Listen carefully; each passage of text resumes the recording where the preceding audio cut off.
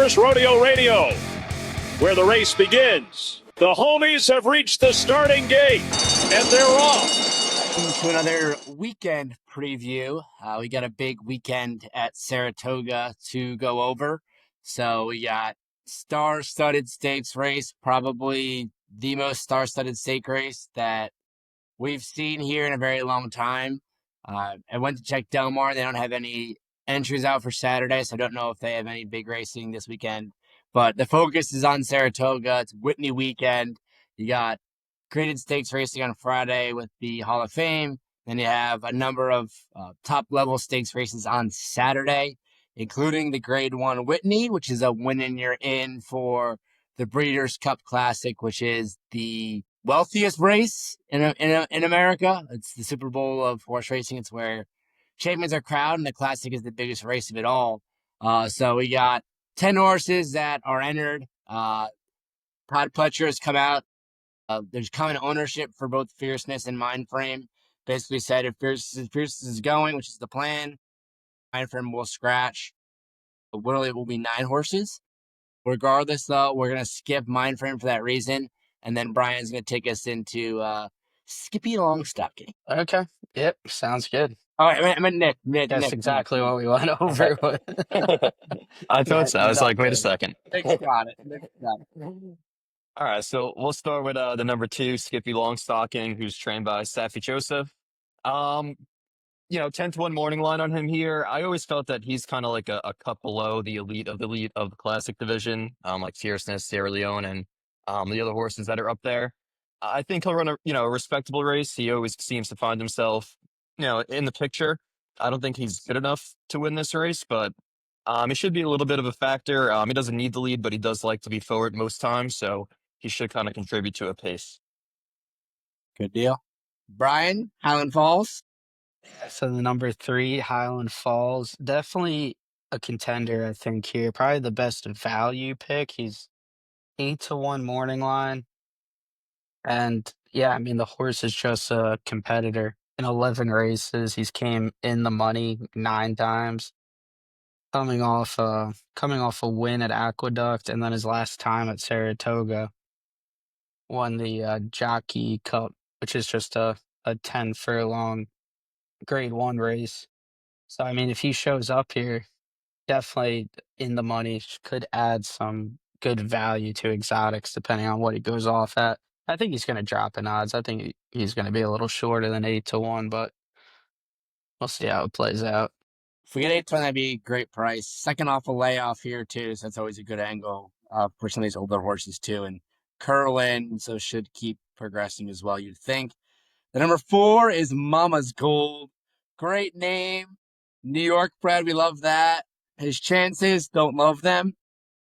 He does add a interesting aspect to the race just in terms of pace. I do think he's a need the lead type. If you look at his running lines, he's on the lead every race, or if he's off it, he pretty much just throws in a clunker. So he's 50-1 the morning line. I think that's for good reason. I'd be very, very surprised if he won, unless there's some crazy speed bias, but I think others are going to go with him. So if there's anything, he's going to make sure there's an honest, fair pace for everybody involved. Yeah, I agree. Yeah, we'll see. I think the beginning's going to be interesting with him, and then we'll get into more with the 8, but they're just going to come hot out the gate. I wouldn't be surprised if they build like a 5-length lead coming out of the gate. The couple replays I watched, Ford just fucking books it in hopes that he could build a lead that he can't fall back on. That's if he can. Yeah, I think he'll try to open them as much as he possibly can. I mean, he does have some sneaky 100 buyers in there. I mean, I don't think he could win this race, but like he does have some nice races in there. He's definitely salty for a New York bred. Nick, what do you think of the 3-year-old champ here, Sierra Leone? Yeah, he's going to get the pace this time, and that's usually the thing that affects Sierra Leone the most, is that there's really no pace to run into. Between Mama's Gold and the other Chad Brown horse in there, there's definitely going to be a hot pace, and it should set up perfectly for him. I'm just going to come down to if he likes the Saratoga track enough, which he's ran some pretty good races over it before. And is a mile and an eighth a little bit too short for him? Is the mile and a quarter what he kind of needs to kind of get up at the last second and win the race? But he's definitely going to come flying late, and the pace should be honest enough where I wouldn't be surprised if he won. Yeah, he's one where it's like I love him at Churchill because it's a longer stretch there, shorter stretch at Saratoga, more of speed favoring track. But like we said, we do expect the pace to heat up here a good bit. So I think he's got a very on his chance here. I mean, horse is a monster. Horse was right there for the Derby last year, so he's got as good a chance as any of them in here. Yeah, and it's his Brian, what do we third race of think the year of too. old disarm there? Yeah, I like that angle too. Third off a layoff, second off a layoff, third off a layoff. But both good angles in my opinion. I also just think Sierra Leone, when he wins in arguably the most exciting fashion you could. It's always back, and then he just hits the nitro down the straightaway. He's a one-run horse for sure. Yeah, going into the 6 horse disarmed, I mean, what the morning lot I think is pretty much what you're gonna get with 15 to 1. If he runs his dream race, he could compete, but I don't know. I'm not the biggest fan of this horse on paper or really in any of the replays. He's always around the front, like he's been in the money a decent part of his racing career, but I think he might just be overclassed here. He's been a little bit disappointing after his 3-year-old year. He had a good run up into the Derby, and then he had a nice summer campaign post Derby, including a second in the Travers at Saratoga, but he really hasn't done much since. Now it's honestly kind of a weak Travers in my opinion. Tapit Trice third. We know how we feel about Tapit Trice in this group. We'll keep the profanity out of here, but there's been many slurs thrown at Tapit Trice. So yeah, he's one I'd be surprised if he won, to be honest. Yeah, I'm shocked he didn't move forward as a 4-year-old. I really thought he was going to be a good older horse. Yeah, the gun runner over Tapit, you think just get better as they come, but hasn't been able to put it back together. So we'll see. He's Maybe also Cable's this one cross-entered here, but for Friday too. He's cross-entered for Friday, so we'll see if he stayed the oh night. really? Yeah, I saw that. It's like I think it's either 80 or 100 optional claimer. I'd be surprised if they elect to go that route over trying their odds at the Whitney. Yeah, interesting. I mean, Winchell doesn't need the money, so they're trying to make him a stallion. So they're chasing that. They're chasing that grade one. Speaking of grade ones, we got one on breaking from with the 7 saddle towel. We're breaking from the 6 hole, I guess, with the scratch of mind frame. But Wade Barrio, beautiful gray horse. He's won the Breeders' Cup Classic. He won this race in 2023 when he was, top of his form cycle. His best wins this race. His best dominates. Like January of this year, won the Pegasus at Gulfstream. Like when this horse is on, he's as good as any of them, and when he's not, he's not. So he's kind of been a horse up and down in form. He's earned over $7 million in his career. He's one where it's pretty interesting that he hasn't secured a stallion deal. Like I get it. I mean, horses purchased for $40K. Race day isn't a very commercial sire, but he's really danced every dance, and he's won the big grade ones here. So he's one that's, in my opinion, is fairly easy to root for, just because he keeps knocking heads. You do look at his form though, and really how he's won his races is typically on or near the lead. So you do wonder how he's gonna do. I mean, he's usually only 2 or 3 lengths off a leader when he does win, and if this pace does heat up, just kind of how good will he be able to be here. He's done a few clunkers in at Saratoga, the Met Mile, which is somewhat surprising because I think for some reason I just think he's a better horse around one.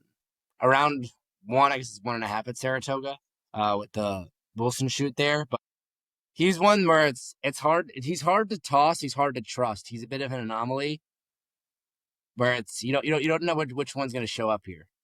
What do you guys think? Go off of looks. I mean, he's probably the most beautiful horse in this race. But Yeah, I mean, he's ran with the best of them. He's beat the best of them. It just seems like they're still trying to milk this cow that's ran dry. Yeah, We'll see though. I think if he drops in I think he'll odds, show up. he could be a good value, but at 4-1, I'm not seeing it. I think he'll show up. I mean, the one race around 2 full turns here was the Whitney yeah, that he I won think in 2023, and then the 2 mile races, the shoot's crazy. So I'll forgive him for that, and I think he's going to run a big race. yeah. When he's on, he's on. So I would not be surprised. I'd be surprised if I'm up to 4-1. I think Sierra Leone and Fierceness are going to take a shit ton of money. So I'd be surprised if he's 4-1. But I guess we'll see. It's a very interesting race from a gambling perspective because there's no clear favorite here. You have to have a form an opinion on this race and then go from there.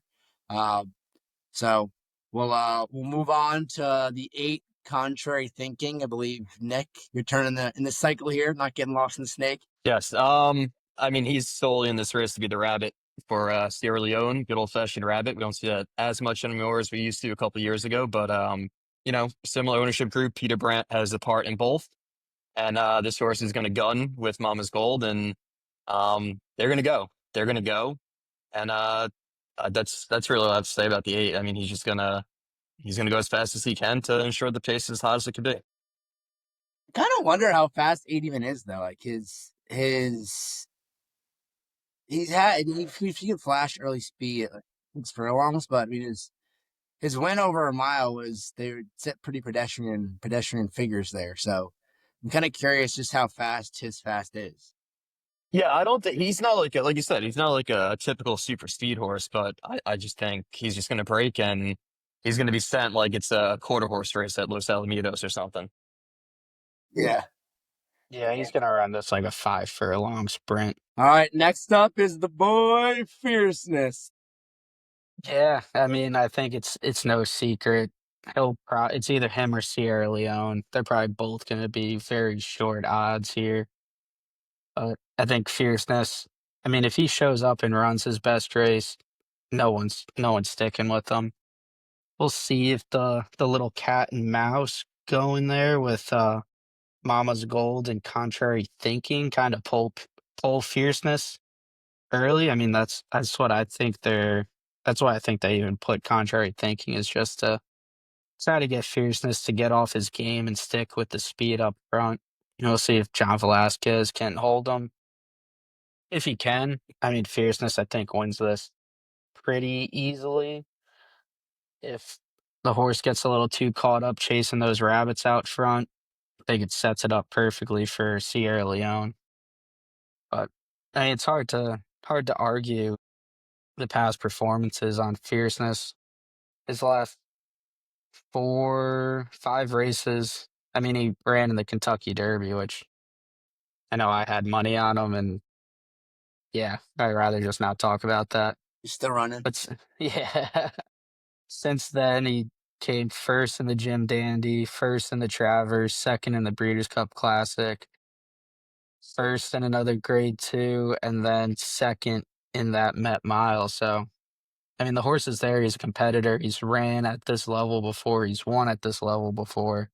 I think he's definitely going to be the horse to beat if he just sticks with his game plan and runs his race. What do you think? Yeah, I mean, similar to like I said with White Barrio, the Met Mile race out of the chute, and especially for Fierceness, he was breaking from the one slot there, and it's incredibly difficult to break from there. You're pretty much breaking on the angle, and if you don't break sharp, Johnny V kind of rushed him up to get up there, and I think that took a lot out of him. And I think he's the best horse in training right now. I think the only horse that might be better than him is his stablemate that's not going to run here today. But if he's on his game, I think that he's definitely the horse to beat. The only thing with the post position is if he gets caught out like super wide. That first turn comes up pretty quick. Going a mile and an eighth there. Yeah. There's not too much run up there to that first turn. No. And obviously there's a lot of speed inside of him too. But I do think he's a horse that wants to be outside other horses. So I think him breaking outside is actually a good thing. That was my whole theory for the Derby last year was that he's breaking outside and get the trip that he wants. You got the trip. You got where top of the stretch he was at where I wanted to be at, but then he kind of folded like a cheap 10. So that's kind of the interesting part is, the Sierra Leone versus Fierceness rivalry here. You kind of look at their, where they have knocked heads. Sierra Leone got the nod in the Derby. Fierceness got the nod in the Jim Dandy at Saratoga. Got the nod in the Travers at Saratoga, and then Sierra Leone ultimately won the 3-year-old championship last year because of his performance in the Breeders' Cup Classic, but he was aided by a pretty dramatically hot pace there.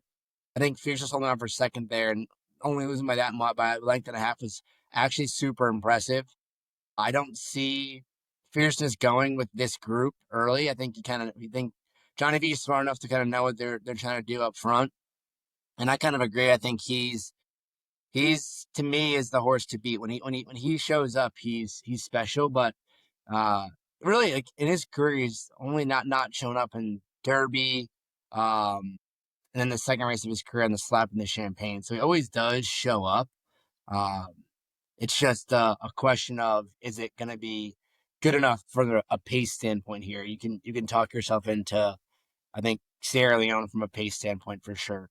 Uh, to cap it off, like the 10 post time, he's one that I'd once again be very surprised if he got up and won. I mean, the horse has talent. Like got up for second in the Breeders' Cup Dirt Mile last year, but I don't think that race was all that great, to be honest, last year.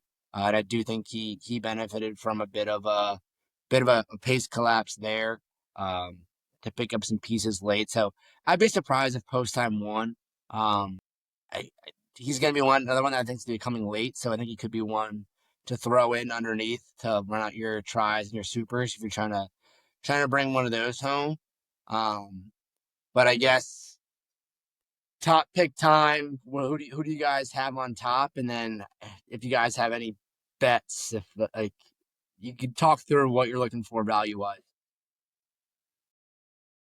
Yeah, so I mean, once again, I've said it before, I'm very biased in my betting. There's logic and then there's my ego.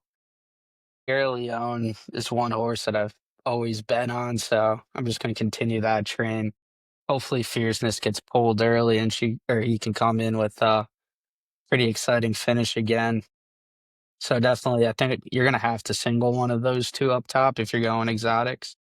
I don't think there's gonna be much value in even like a trifecta boxing the 5 and the 9 up top in 1 and 2. So I think I'll probably go Sierra Leone and then underneath, and we'll see how the odds play out. Might throw Fierceness. If not, I think Highland Falls is probably going to be one of the better value picks here in this race. So I'll probably I don't know. We'll have to see how the odds work out, but 5/3 is probably what I'll play here. What about you, Nick? Yeah, I'm gonna put Fierceness on top. Like I said earlier, I think he's the best horse in training, so I'm gonna stick with that. Forgive his Met Mile, and then I'm gonna put White Barrio in second. I think Sierra Leone will definitely be coming. The mile and an eighth. I don't know if it's just a little bit too short with the stretch run at Saratoga. I think that mile and a quarter is definitely a friend to Sierra Leone. So I'm gonna go Fierceness over White Barrio, and I do kind of like Highland Falls too. I think he's gonna run a pretty big race. Yeah, it's one where I think you have your top two choices. You have the Fierceness versus Sierra Leone rivalry that I think will play out. I think the value will be tossing one of them in an exacta and playing some other horses underneath. So I think that's kind of how you have to play it. I'm with Nick. I'm kind of team Fierceness. Uh, I just think when he's on, he's on another level. So I'm gonna key him up top and then probably play a few underneath in second. Hope I can get a price home in second there. I think it's a fun race too if you are betting tries. I think you could single, like you have to make a choice of Sierra Leone or Fierce's first or second. But you could throw a horse like Skippy in third or Post Time in third, uh, to try to juice things up, payout wise. But I don't think there's enough squeeze to play, you know, Sierra Leone, Fierce's in first and second, and then a Post Time in third. But maybe I'll kick myself for that because I do think post time's going to come with a run here. Depending on how the odds go, I might stick with the Sierra Leone and the exacta, and then maybe go fierceness Sierra Leone, and then throw a few in third. Yeah, you got to be careful in terms of who you're picking in third because I think you're going to eat into any potential profit there for sure. And Brian, come on, post time. That's the name of the original podcast. Throwback. Yeah. Those clips are still out there somewhere. If someone is still watching this 21 minutes in and they send me a screenshot that I'm listening to post time, I will give you $10. I'll bet you $10. There were some really hot takes that probably shouldn't I shouldn't was be there out. literally just to give hot takes. The OG days. I was handing out business cards at Belmont Park on a Tuesday or Wednesday. Back when life was easy. All right. Any closing thoughts? No, I mean, I'm just excited for this. If you're gonna be there, shoot Nick, shoot. The race before the Whitney is the Grade One test with 3-year-old fillies, and I really like the one ragtime, Bill Mott's horse. So little double ragtime fierceness. Not going to break the bank, but it should pay out pretty well. Ooh, yeah, she's stepping up big time, which is like unlike Mott. I mean, it's like Mott to go main special right to an A1X, but A1X right into a Grade One. I feel like that's a telltale sign that Mott really likes this one, and Mott's loaded right now, as we saw last week with Sovereign. No, he is. We did pick 5 last week too. So if you're gonna be We did. playing, text us because we'll have a pick 5 to play with. Nick and I will be trackside. Brian's there in spirit. Not too late, Brian, to book a flight. But we're gonna enjoy it. So good luck, everybody. Text us if you're gonna be there if you're playing. Would love to play with you.